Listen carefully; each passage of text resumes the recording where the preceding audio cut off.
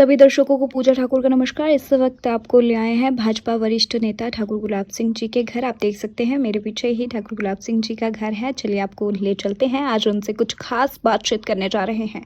आपको बता दें कि आज के दिन 30 मार्च 1998 के दिन उन्होंने पहली बार विधानसभा अध्यक्ष पद की शपथ ग्रहण की थी। तो आज उनको शुभकामनाओं के साथ उनकी जर्नी जानते हैं, किस तरह की उनकी जर्नी रही है। चलिए आपको ले चलते हैं। आपसे जानना चाहेंगे कि आपका करियर कैसे रहा है। जैसे राजनीति में आप आए हैं, बहुत बार आप मंत्री भी रहे हैं, विधायक रहे हैं, जोगिंद्रनगर के लिए आपने बहुत सारी उपलब्धियां दी हैं। और आज के दिन 30 मार्च 1998 के दिन आपने पहली बार विधानसभा के अध्यक्ष पद की शपथ ग्रहण की थी। तो पहले तो आपको सबसे पहले मुबारक। धन्यवाद बहुत बहुत। तो आपसे जानना चाहेंगे कैसा आपका सफ़र रहा है ये राजनीति में। देखिए, मैं 1972 में पंजाब यूनिवर्सिटी से एलएलबी करने के बाद जोगिंद्रनगर आया था जी। मैंने वकालत तो जोगिंद्रनगर और मंडी में शुरू की जी। और उसके बाद सोशल एक्टिविटीज़ में भाग लेता रहा। अच्छा। राजनीति में भी भाग लेता रहा। हाँ जी। और आपको ये जानकर हर्ष होगा कि 1977 की जो भारतीय जनता पार्टी की वेव थी जी। उसमें मुझे जनता पार्टी का टिकट मिला और 1977 में मैंने चुनाव लड़ा, पहला चुनाव। हाँ जी, 1977 में जी। और मैं विजयी हुआ। और उसके बाद शिमला में श्री शांता कुमार की गवर्नमेंट बनी जी।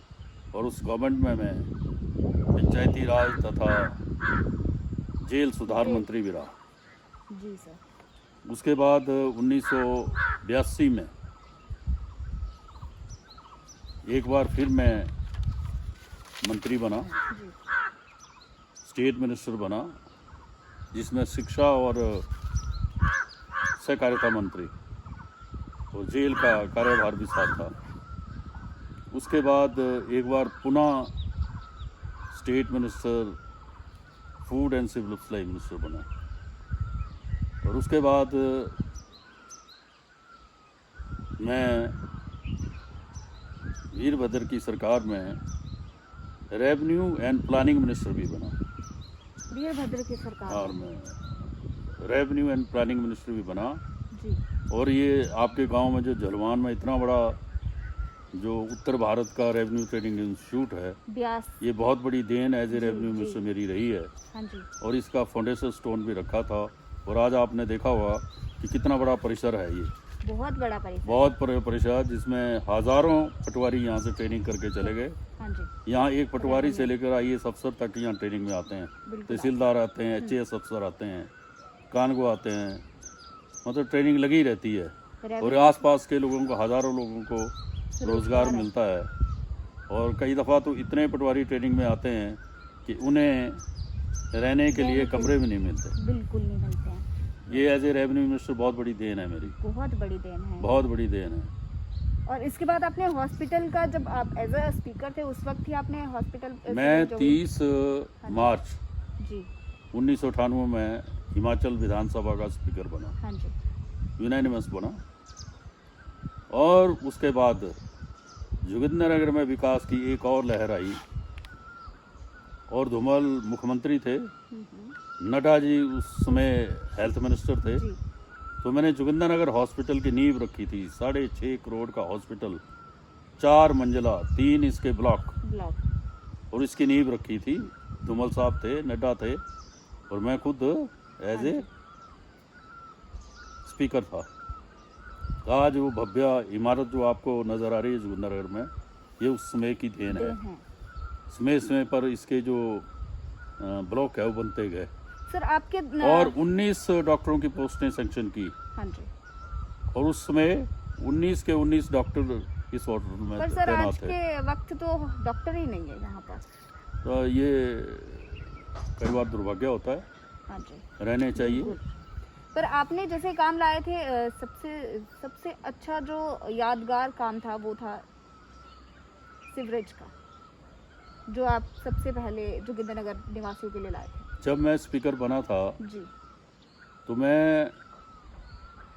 मैंने सीवरेज के लिए एक एस्टिमेट बनवाया जो तकरीबन 4 करोड़ 52 लाख का था।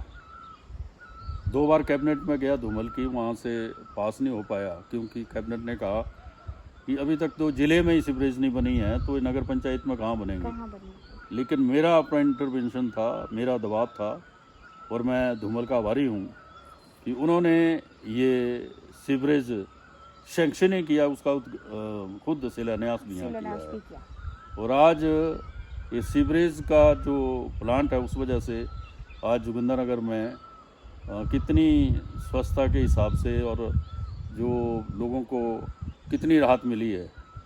नहीं तो लोगों को ट्रीटमेंट अपने बनाने के लिए लाखों रुपए खर्च होते थे, बिल्कुल लाखों रुपए खर्च होते थे। आज उससे महरूम है। तो मैं अपने दर्शकों को कहना चाहती हूँ कि हमारी खास बातचीत में जो है वो आज हम इनकी जर्नी पूछने जा रहे हैं और ये बता भी रहे हैं। और आज हमें बहुत हमारा सौभाग्य है कि आज हमारे साथ ठाकुर गुलाब सिंह जी डायरेक्ट बात कर पा रहे हैं। जब मैं स्पीकर था, हाँ जी सर। तो ना केवल मैंने ये हॉस्पिटल शुरू करवाया, जी, मैंने साथ ही साथ ITI जोगिंदरनगर में, मंडी में केवल ITI होती थी, जी जोगिंदरनगर में ITI करवाई करवाई। और 100 मेगावाट का ये चूल्हा प्रोजेक्ट, जो चूल्हा प्रोजेक्ट से जाना जाता है, हाँ जी, ब्यास वैली प्रोजेक्ट का ये जो हेड ऑफिस है वो जलवान में खोला, झलवान में वो भी खोला। आपके घर के पास है। जी बिल्कुल है हमारे घर के पास। और और मैं बता वहाँ दूं, MD है, हाँ जी, चीफ बिल्कुल, इंजीनियर होता है, चीफ कई SC इंजीनियर होते हैं, कई एक्सीडेंट होते हैं, बिल्कुल होते हैं। तो मैं बताना चाहूंगी और इतना बड़ा प्रोजेक्ट बनाने में काम किया। यस बिल्कुल सर।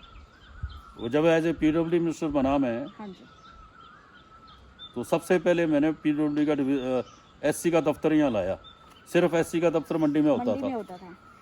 यहाँ लाया जोगिंदरनगर में, 2 करोड़ की बिल्डिंग बनाई, जी, रेस्ट हाउस का 2nd फेज बनाया, फायर का ऑफिस लाया, चौकी भी यहाँ पे है। और ITI की बिल्डिंग बनाई। जी सर, आपने बहुत और से ऐसे काम किया है। एज ए रेवेन्यू मिनिस्टर मैंने ITI वहाँ लाई थी जोगिंदरनगर में।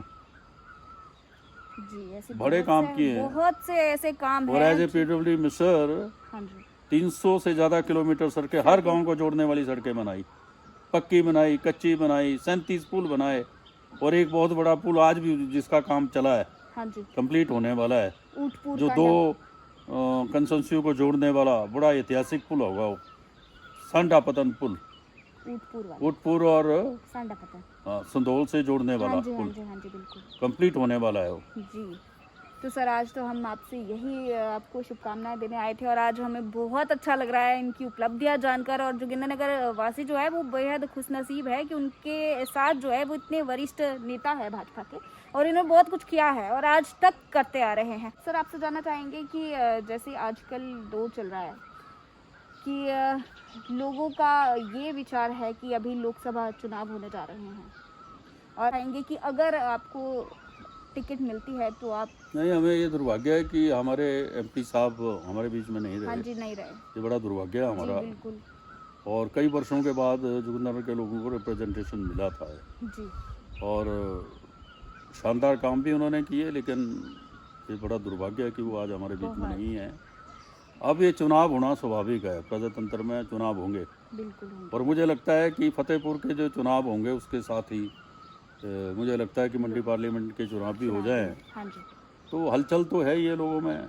बिल्कुल। जिसको भी हाईकमान टिकट देगी, माननीय मुख्यमंत्री जिसको चाहेंगे उसी टिकट मिलेगी। और जी सर, जोगिंदरनगर के जो लोग हैं वो यूनाइटेड हैं, एज ए BJP कार्यकर्ता सारे समर्थन करेंगे, सहयोग देंगे। और उपलब्धियां सिर्फ जोगिंदरनगर वासियों को दे दी गई है। इनके पास आखिर अभी भी ये देख सकते हैं आप, ये बिल्कुल खाली हैं। ऐसा कोई ऐसी चीज़ें नहीं है इन्होंने अपने पास रखी। ऐसी चीज़ें इन्होंने हमें फिर से एक बार याद दिलाई कि क्या कुछ उपलब्धियां जोगिंदरनगर के लोगों को दी है। सर क्या कुछ संदेश देना चाहेंगे आप जोगिंदरनगर वासियों को? मैं लोगों के बीच में आता जाता रहता हूँ, लोगों से मिलता रहता हूँ। हाँ जी, देखो 35-40 साल से राजनीति में हूँ, हाँ जी, तो लोगों से कांटेक्ट है। कई इलेक्शन लड़ लिए, कई पार्लियामेंट के इलेक्शन भुगता लिए, हाँ जी, 7 बार मैं विधानसभा में चुन के गया हूँ, कितनी बार मंत्री रहा हूँ, बिल्कुल। तो मैं तो घर घर से वाकिफ हूँ और घर घर लोगों को जानता हूँ। यस, अभी मैं घूमने निकल जाऊं तो 20 लोग इकट्ठे हो जाते हैं, हाँ जी, बिल्कुल हो जाता स्वागत करने इकट्ठे हो जाते बिल्कुल हो जाते हैं। हैं। वैसे ही जहाँ वो तक करते हमें इतनी हैं और कई जानकारी बातें पूछते रहते हैं। मैं तो कोई वो नहीं कहता, मैं तो ये कहता हूँ भी मुझे इस बात का गर्व है कि मैंने आपका प्रतिनिधित्व किया है। मैं 1977 से राजनीति में हूँ और उस दिन से लेकर आज दिन तक लोगों के बीच में रहा हूँ। जी, हजारों लोगों के काम किए, हजारों लोगों को रोजगार दिया है, घर घर विकास किया है, गांव गांव विकास किया है। जी, सड़कें ले लो, पुल ले लो, बिजली ले लो, पानी ले लो, सिंचाई की सुविधा ले लो, हाँ जी, संस्थान खोलने की बात ले लो, एक से बढ़ के एक। जोगिंदरनगर में तो कोई संस्थान हुआ नहीं करते नहीं थे, थे। आज सारे के सारे संस्थान जोगिंदरनगर में इस जोगिंदरनगर वक्त में है। हैं। बी फार्मा कॉलेज आपने शुरू बी किया फार्मा था, कॉलेज, जब आप पीडब्ल्यूडी और रेवेन्यू मिनिस्टर थे तो बी फार्मा कॉलेज यहाँ खोला। जी, आपका ये फायर का फायर ऑफिस चौकी, खोला, जी बिल्कुल, नहीं तो यहाँ कई घर जलते थे, आग लगती थी और लोग